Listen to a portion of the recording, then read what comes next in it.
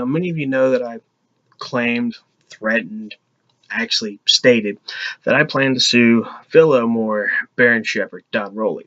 Kind of put that off because, well, as you can tell by what's on the screen, I have filed a lawsuit against the Raleigh County prosecutor, Kristen Keller, in federal court. This is what you're looking at is the initial filing for this. And, well, we'll see how that goes. But we're going to deal with the evidence for that case and why Don Roley is proven to be a liar. Now, what you're looking at is the cover page for the transcript for the December 3rd, 2013 court hearing in which the child porn charges against me were dismissed. Now, it's important to realize Don Roley claims the charges were dismissed because I was found incompetent to stand trial. However, if you look at the court hearing, and you'll notice there's dates or case numbers at the top, these are actually bound over numbers, which is why they're different from the actual case numbers on the warrants.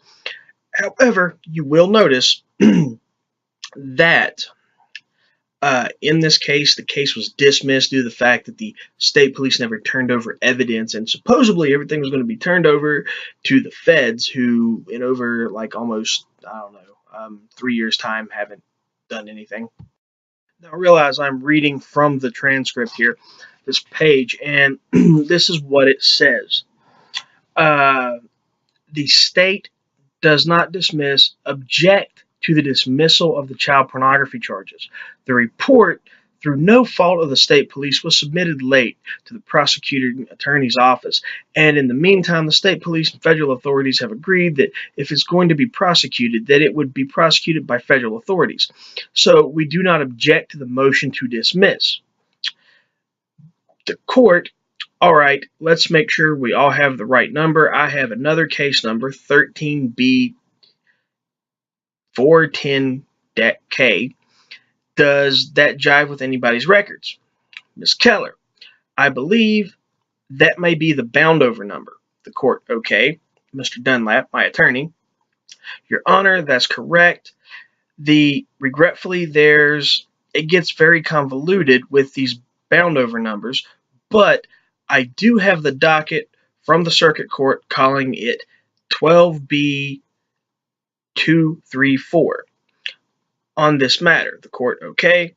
Mr. Dunlap, when Miss Keller contacted me this morning, I'm sorry, so that's terrific news. I guess that resolves the first matter if the state intends to dismiss the child pornography. Now, bear in mind, this was the same court hearing where the prosecutor suggested that I have another psychological evaluation, and this was before I was found incompetent. And we'll get into the code a little bit later, but here's the important thing to realize. We're going to look at that actual psych evaluation and see where the prosecutor falsified evidence. Now, it's very important to realize this all happened December 3rd, 2013, before I had a psych evaluation with Dr. Miller. And that is a psych evaluation where the prosecutor falsified evidence, and I'm going to prove that here. But for right now, this is enough to prove that Don Roley, Baron Shepard, Phil Elmore, and the rest of the Bujin Khan cultists who are claiming that I was found incompetent and that's why it was dismissed, well, that's enough to prove that they're lying about that. What you're looking at is a scanned copy of a printout of West Virginia Chapter 27, Article 6A, Competency and Criminal Responsibility of Persons Charged with or Convicted of a Crime. Now, bear in mind the first part of this, 27-6A-1 is a qualified forensic evaluator, qualified forensic psychiatrist, qualified forensic psychologist, definitions and requirements. This just explains what a qualified evaluator is and what their requirements are. Basically, who can do a psychological evaluation? According to this, Don Roley's not qualified. Neither is Baron Shepard, but who cares? They're trolls, right?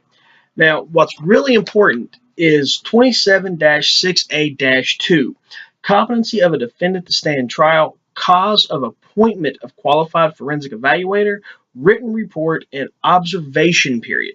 Now, this is really important because subsection A, lowercase a, says whenever a court of record has reasonable cause to believe that a defendant in which an indictment has been returned or warrant or summons issued may be incompetent to stand trial, it shall sue sponte or upon motion filed by the state or by or on behalf of the defendant at any stage of the proceedings, order a forensic evaluation of the defendant's competency to stand trial to be conducted by one or more qualified forensic psychiatrists or one or more qualified forensic psychologists. Now, I'm not going to get into the whole thing on that, but basically anyone, the prosecutor or my lawyer, can request that I have a psychological evaluation. I can even request it myself, literally write the judge and say, hey, I need this. And my own written statement, whether or not I have an attorney, doesn't matter. They still have to give me the evaluation simply by the request. Now, subsection B, this is a lowercase b, says the court shall require the party making the motion for the evaluation, in my case it was Kristen Keller, and other parties as the court considers appropriate, which did not include my attorney, to provide the qualified forensic evaluator appointed under subsection A of this section any information relevant to the evaluations within 10 business days of its evaluation order.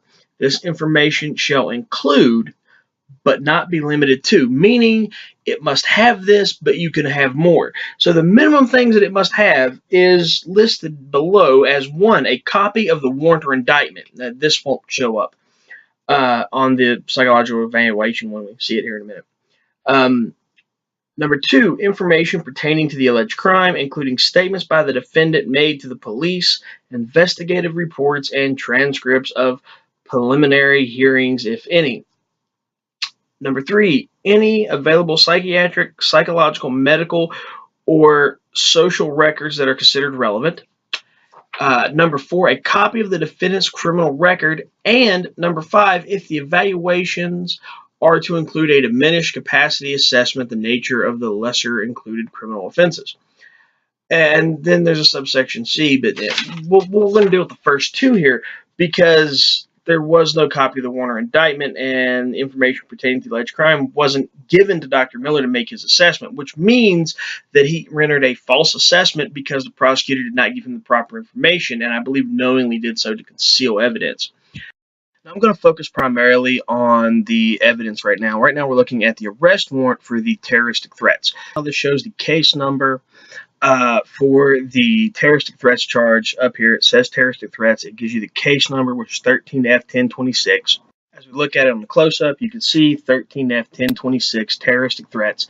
And you can see my name over here. Part of that's been cut off as it zoomed in, but you see where I'm going with this. Now, again, looking at the arrest warrant, we're looking at dates. In this case, the offense was committed on the date they're claiming, 16 to the 22nd day of August of 2013. The arrest warrant was signed, in fact, that's the part circled at the bottom, on the 30th day of August 2013.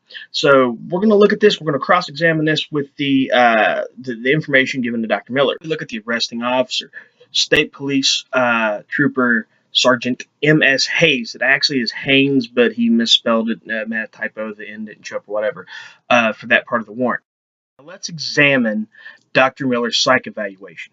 All right, we're going to start looking at the actual report that he had and the discrepancies in the report and between that arrest warrant.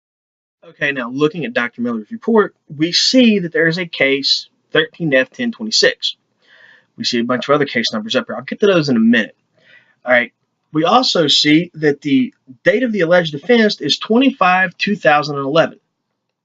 Can somebody please explain to me how we get a February 25th, 2011 date out of something that supposedly happened in August of 2013? Then we look at the charges, terroristic threats, and obstructing an officer. Where was obstructing an officer on that warrant? Anybody? Back to the transcript, we see the date is December 3rd, 2013. If we look at the report again from Dr. Miller, the examination date is February 20th, 2014, which means the child porn charges were dismissed before Dr. Miller did his examination. Now, this means that Don Roley's proven a liar, that I was found incompetent, and that's why the child porn charges were dismissed. Now, I'm going to attempt to explain to you the discrepancies I've already pointed to by pointing to 27-6A-2 subsection B. This is very important because what are we talking about now? Now we are talking about what it says. The court shall require the party making the motion for the evaluation and other parties the court considers appropriate to provide to the qualified forensic evaluator appointed under subsection A of this section any information relevant to the evaluations within 10 business days of its evaluation order. The information shall include, but not limited to, 1, a copy of the warrant or indictment, 2, information pertaining to the alleged crime, including statements by the defendant made to the police, investigative reports, and transcripts of the preliminary hearings, if any. This is very important because we're talking about evidence given to someone to make a medical examination for the courts. This is very important because we're going to examine the information given to Dr. Miller. Now, if we look at item 3 here, we see a court order for reevaluation with the case number 13F1026. It also has another case number, which is a bound over number 13B410. Now, if we go into this a little bit further, we start looking at the arrest warrant. And the arrest warrant for this, one of these is criminal case number 10M-6004, and there's an apostrophe 6005. Then there's another arrest warrant for 11M-867, which was, the 6004, 6005 are from 2010. The 11M-867 is from 2011, and then we look down here again. There's another criminal complaint, another arrest warrant criminal complaint for case number 12F470 and 471. This is again from February 25th, 2011. There's attachments. There's an affidavit from Trooper Efred, nothing from Hayes or Haynes. There is attachments A, B, and C from Trooper Efred, again, 2/25/2011, and none of this is showing anything for a case number for 13F1026, which is a clear violation of West Virginia Code 27-6A-2 subsection B, items 1 and 2 of the code for which is used to establish what must be done for an evaluation. That means the prosecutor intentionally either withheld evidence to Dr. Miller, or is just blatantly incompetent and had put me through a great deal of pain and suffering because of her incompetence. And I don't see how she could be that incompetent. She's already passed the bar and been practicing law for many years. Let's examine the state side of events, what they say. Now, if you look real close at this, let me zoom in. You see they're talking about case number 10M-6004 and 6005, stalking and assault. If we go over to the next page of the report and we zoom in a little bit closer here, what we see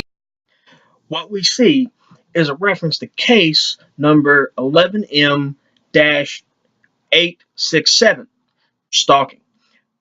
But there's no mention of anything involving case number 13F1026. In fact, when we look a little bit closer, we get down here and we see a reference to criminal case number 11M-950, which is stalking and assault, which goes back to 2011, but nothing for 13F1026. And it goes down to, even going down further, mentioning my side of events, which doesn't really do any justice to understanding what's going on or any reference to the actual case number we're dealing with here. As you can see, we have no reference to 13F1026, the terroristic threats charge. We have no reference to Sergeant M.S. Hayes or Haynes of the West Virginia State Police, and we have no reference to the date of the alleged offense, which was 16 to the 22nd day of August 2013. Now, you've had time to look at the facts, and as you can tell, looking at Don Roley's profile on Google for his little blog, he's kind of obsessed with me. In fact, another one of Don Roley's lies is, well, the quote from me above, seen right there on his little profile. Now, the funny thing about this is I did say those words, but I was condemning Don Roley because I don't see rank as anything but something an organization awards you. A black belt in Taekwondo is not the same as a black belt in Jiu-Jitsu or karate or Aikido or anything else. So you're with one style of karate, you get a black belt in that style. It doesn't mean that you're a black belt in all styles of karate. And I don't care what his rank is in the Bujinkan. My point is he is a very knowledgeable man about Japanese history and culture. However, he's pushed the fraudulent claims of the Bujinkan that are knowingly fraudulent claims that anyone who knew anything about Japanese culture would know were fraudulent claims. And he's done so knowing they were fraudulent claims, which completely destroys any credibility he has. I don't care how knowledgeable a person you are. If you're professing the lies and you're pushing lies, you are therefore a liar. Now, right here is really fun because this was the last little quote he said to me on my blog. I love his statement, by the way. Quoting Don Roley, "For years, you claimed I was a coward for not listening where I teach in public and avoiding you showing up to challenge me. You kept your worldview safe with that delusion that I was scared of you. Well, I went to Kentucky. I gave you a chance to challenge me as you yapped on about. You turned and ran. You could not keep up the illusion in your mind that I was avoiding you for fear.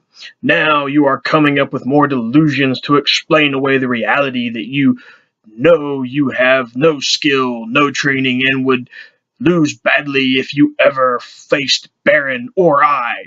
So you are saying all these blogs by you week after week, no one is buying it, but you will not accept that even. Well, actually, here's the thing, Don. You're a pussy. I know you're a pussy. You challenged me to come there to challenge you. I didn't come there to challenge you. You keep up this delusion, but I'm going to show you something. I told you on my blog I was going to give proof to you that there was an unnamed senior grandmaster in the Black Dragon Fighting Society who sent members there, and that I was there since you invited me there to cover them to keep the Black Dragon Fighting Society from being sued. And here is a screenshot from my phone of a conversation between me and this unknown grandmaster in the Black Dragon Fighting Society, where I pointed out that he sent people there, but I was the one who was challenged. He sent people there. I went along to keep the Black Dragon from having any sort of issues legally with, like, I don't know, interfering with, Don Roley's business practices or something, since he already threw the challenge out to me to come there to challenge him. Now, let's keep examining the screenshots, and here you can see where me and this unknown person are arguing. He says I could have been golden in spite of this, talking about not fighting Roley. And I did point something out here about, him playing these little stupid games and everything else, and I'm not going to take the blame for him. Well, I'm not. Frank. Yes, Frank Dux was behind it. Here, take a look. If we look at the screenshot here, it shows that this screenshot was taken on the 25th of October 2016. This was last year. This was actually the Tuesday after the weekend where everything happened up in Kentucky. And the reason why you see this, and the reason this happened on Tuesday, was because I got to thinking about it, and then I decided I wanted some proof that Frank Dux was involved. So I took these screenshots, especially after he blocked me. And as you read at the bottom, it says, "I'm not going to play for somebody else's game, particularly yours." Now, we're going to look at something here because I'm going to show you both of these screenshots showing both of these. Then we're going to get into the fact of what Grandmaster Miskell, the head of the Black Dragon Fighting Society, said about the unnamed senior grandmaster, and where it's put it up on Ashita Kim's website. So we're going to see where all this coincides with what I'm showing you, and then I'm going to show you actual screenshots of the conversation between me and Frank Dux. Now let's go with what Grandmaster Miskell, the head of the Black Dragon Fighting Society, said. And I'm going to read this for you. He said, "Let me put it out there so it will be on record. Dojo raids to other schools or their organization's teachers will not be tolerated. We had an incident in Kentucky that was instigated by one of our senior grandmasters, someone who should have known better. We don't want a latter-day reenactment of the dojo wars of the 60s and 70s. Those who participate in the aforementioned incident have been harshly reprimanded." And here we see the same quotes by Grandmaster Miskell and myself that was on the Facebook group here on Ashita Kim's website. Now, this right here is me taking the fall. And yeah, I kind of did that at first until Duke started his bullshit.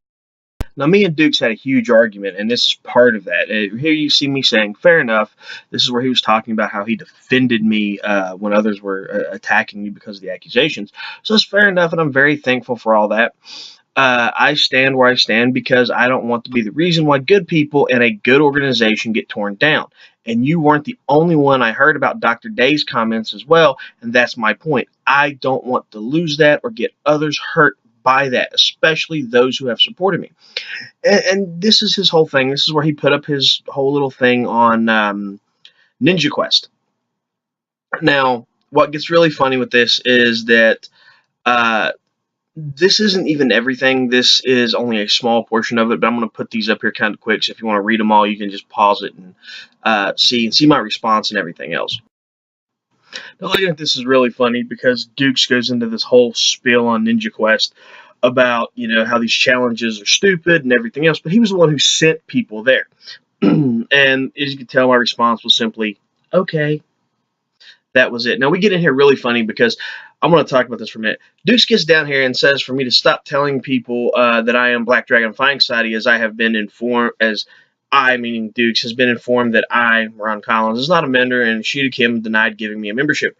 Regardless, I was at Don Roley's event on my own as far as Dukes could tell. And this is really important, and that is to your credit. Now, as you can tell here, we have a little thing that I mentioned about, how he had sent Stephen Day and everything else. I'm going to leave this up here a little bit longer. But I said, Frank, you're right. I was there on my own cleaning up your mess. I was there because you are a bitch who sent Stephen Day to fight someone who challenged me and called you a fraud.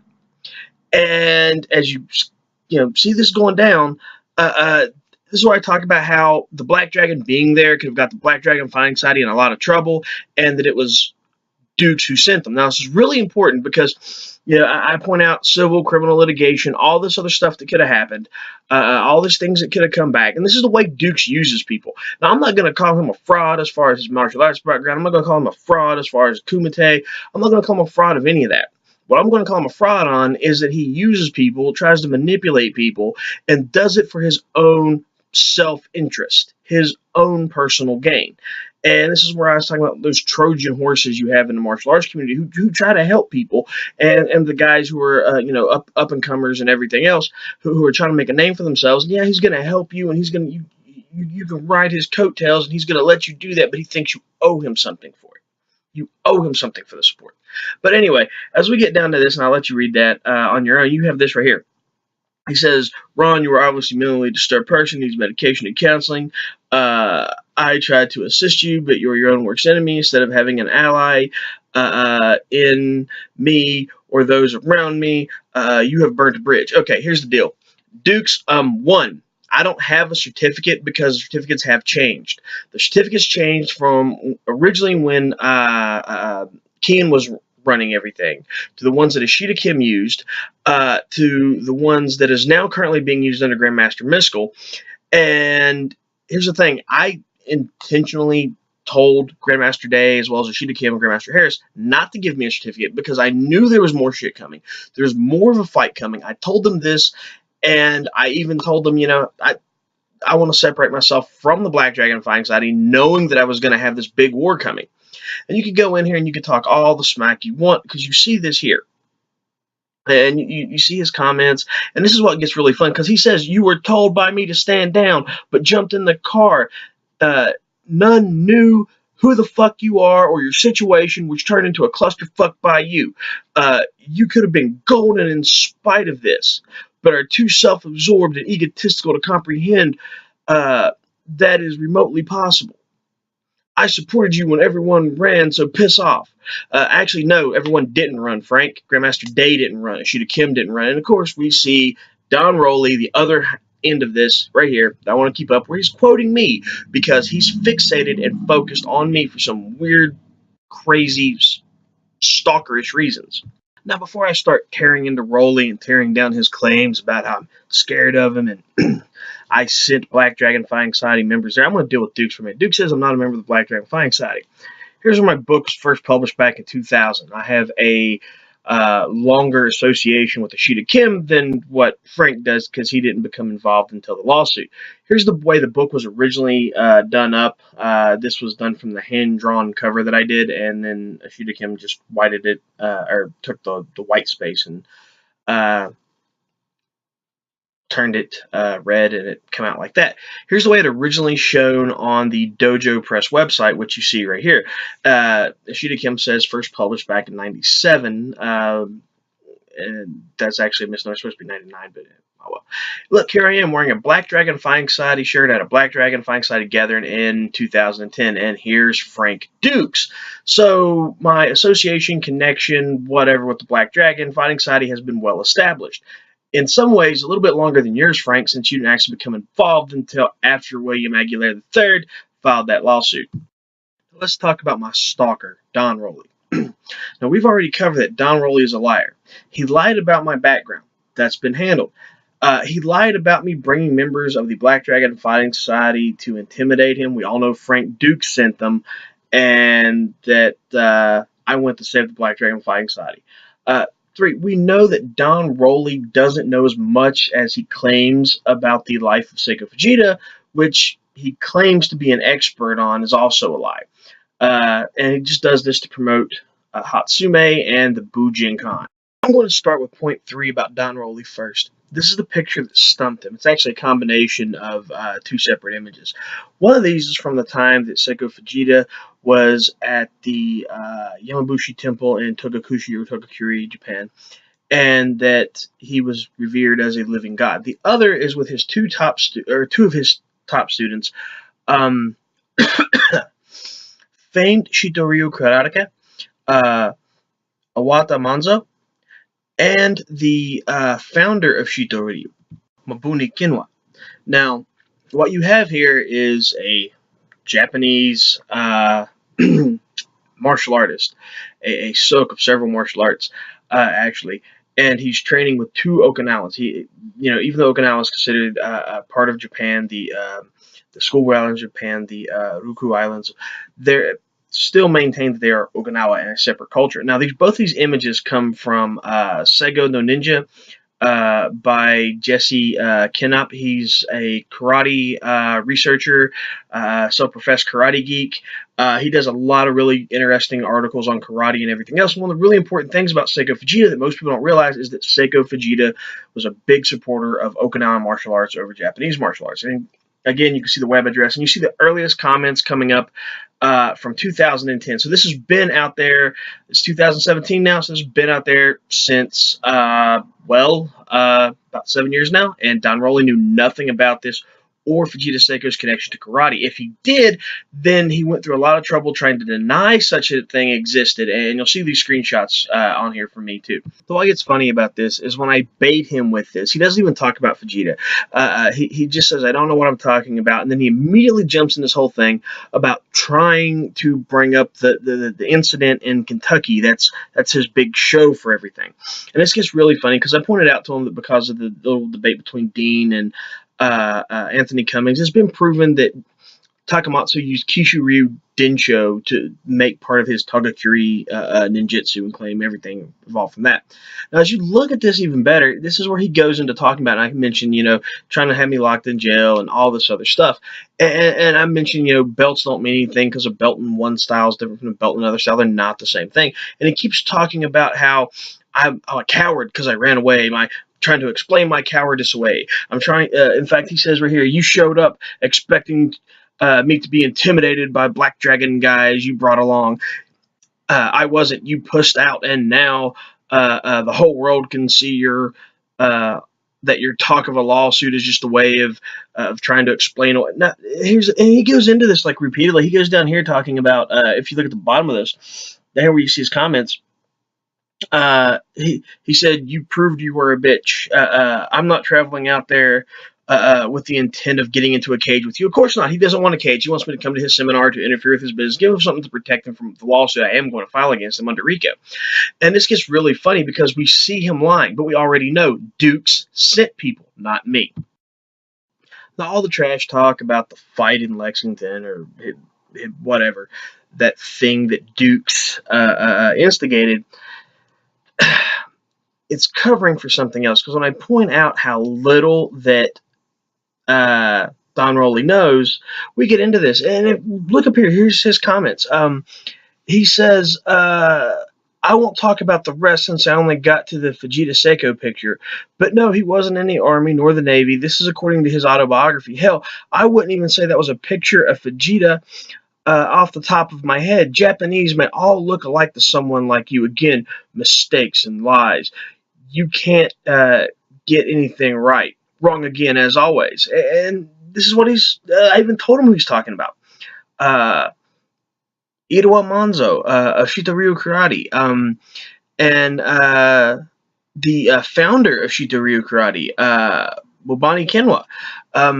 Incidentally, dumbass, as we talking to Roley, I said Irawa and Mabuni are Okinawan. So there's not just roots, or there's not just information about Sega Vegeta in Japan, but he only wants to look in Japan. He doesn't want to look in Okinawa, the Ryukyu Islands of Japan, because then you find out that Sega Vegeta has this big, huge connection to karate, kabuto, and those martial arts as well.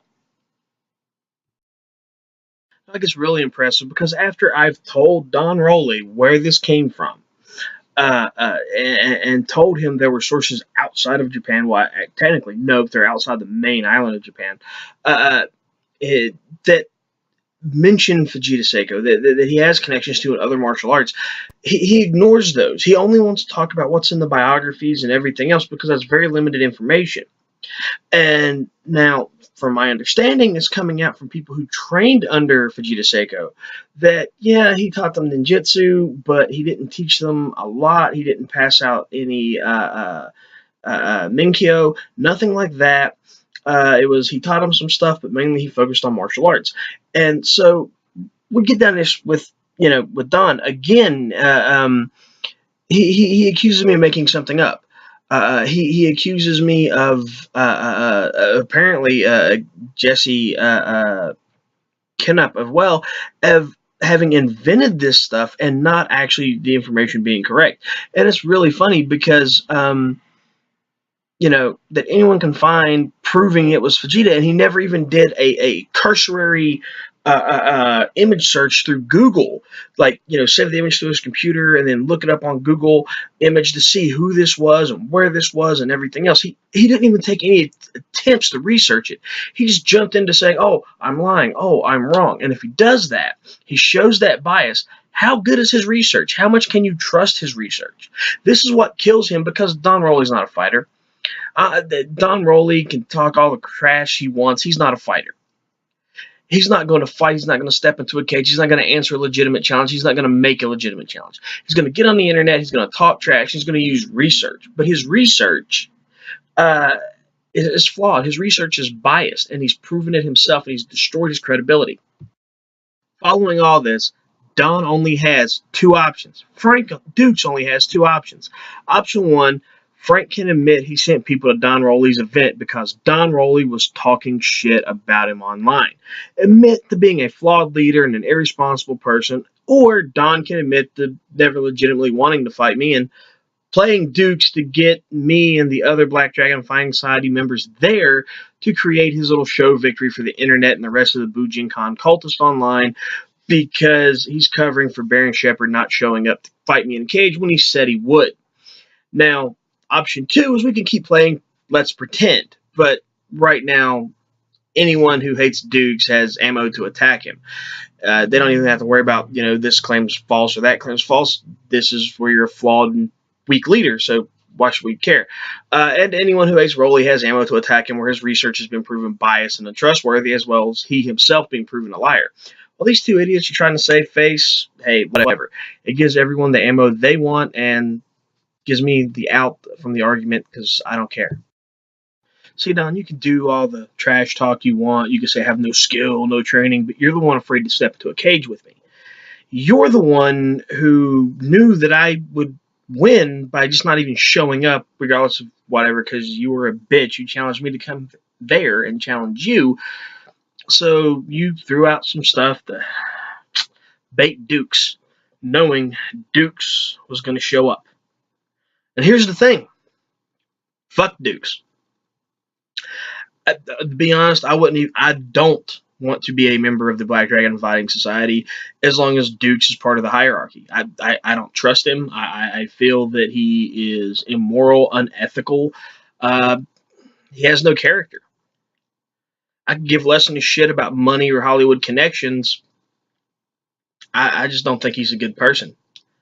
And being the self-centered idiot that he is, he reminds me a lot of you.